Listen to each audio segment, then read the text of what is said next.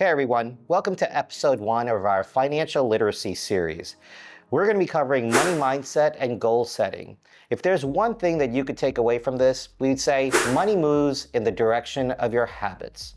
All right, before we jump in, let's tell everyone where we're going. Today we're going to cover 3 things.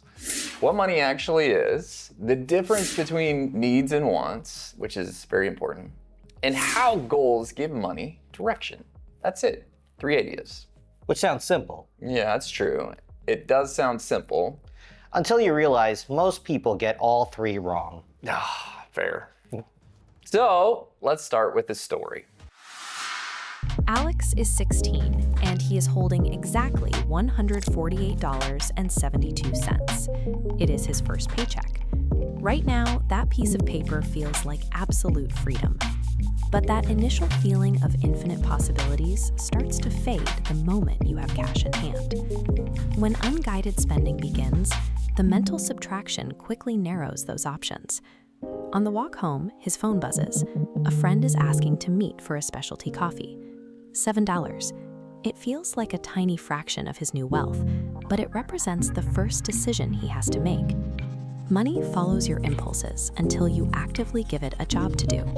Without a plan, your capital simply flows toward the path of least resistance. This chart tracks the cumulative effect of $7 a day. Over a 52-week timeline, that single daily habit drains over $1,600, roughly 11 times the value of the paycheck currently in Alex's hand.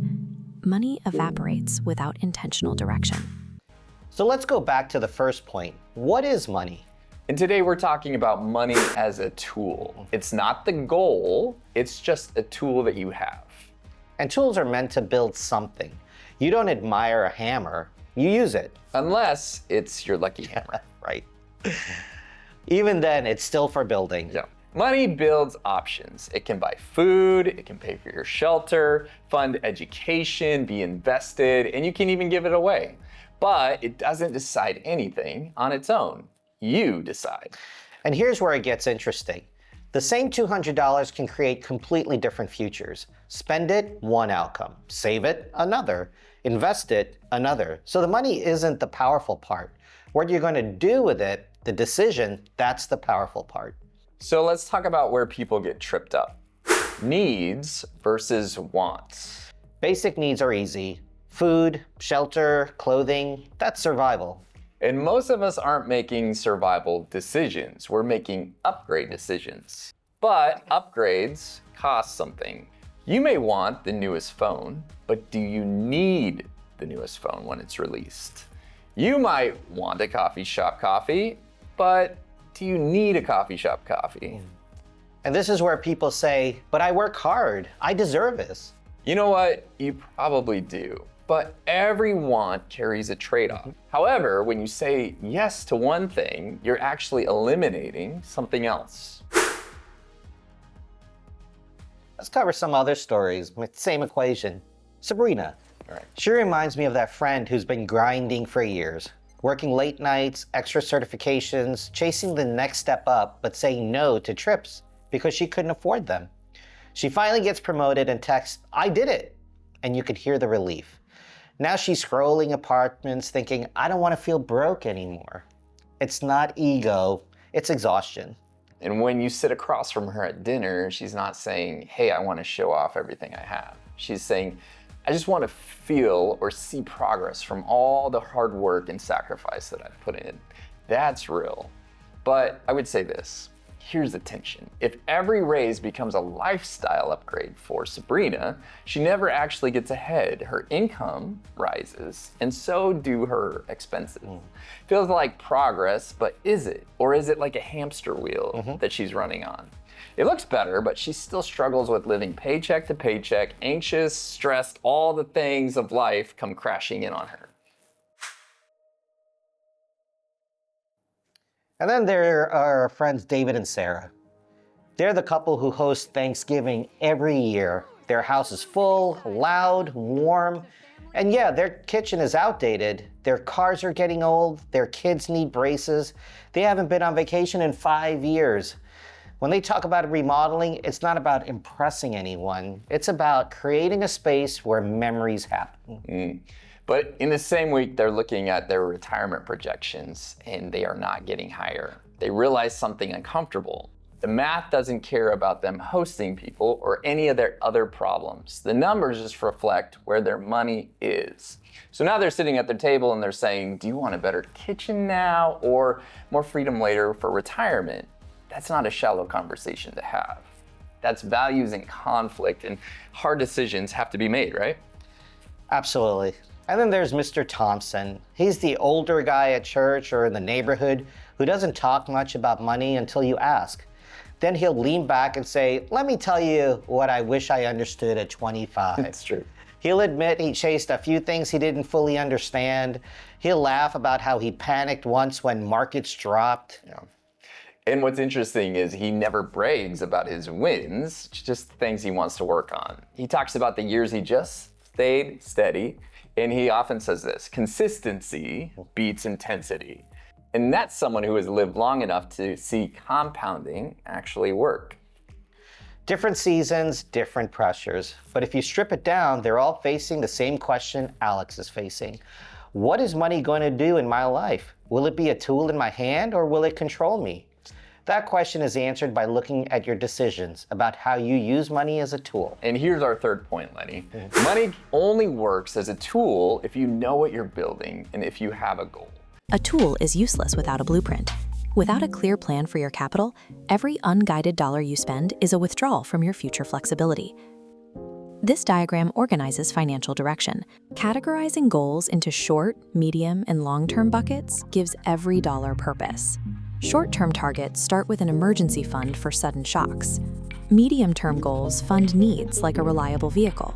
Long-term horizons allow compound growth for wealth building. See, without intentional goals, money will continue to move in a direction, but maybe not in the direction that you need it to go. However, with firm, well-thought-out goals, you can use money to build, and direction compounds. Instead of spending all your money on pizza and coffee and movies and whatever feels good right now, you can save some money and work toward maybe a medium goal.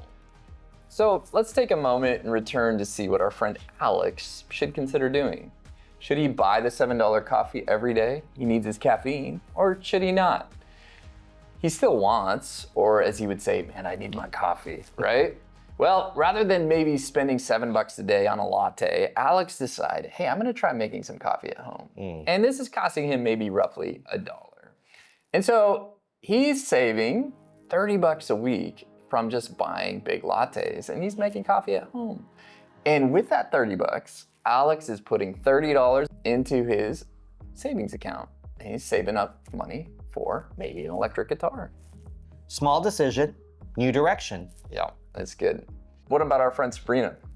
Well, Sabrina delays the apartment upgrade, but she has less stress now that she doesn't live paycheck to paycheck. She's saving to buy a house. And David and Sarah, our other friends, they increased their retirement investment by 2% rather than simply upgrading their kitchen, with the possibility of maybe even retiring a little bit earlier. And Mr. Thompson, he keeps mentoring, all the while living off his long-term investments that he's had for 40 years. Yeah. So nobody becomes wealthy overnight, but it's those small steps in the right direction, using money as a tool. Right. So, Lenny, Yes. what did we cover? Money is a tool. Yeah, Needs and wants create trade-offs. Goals give money direction. exactly. And if you remember those three ideas, every financial decision, it starts to look different because money moves in the direction of your habits.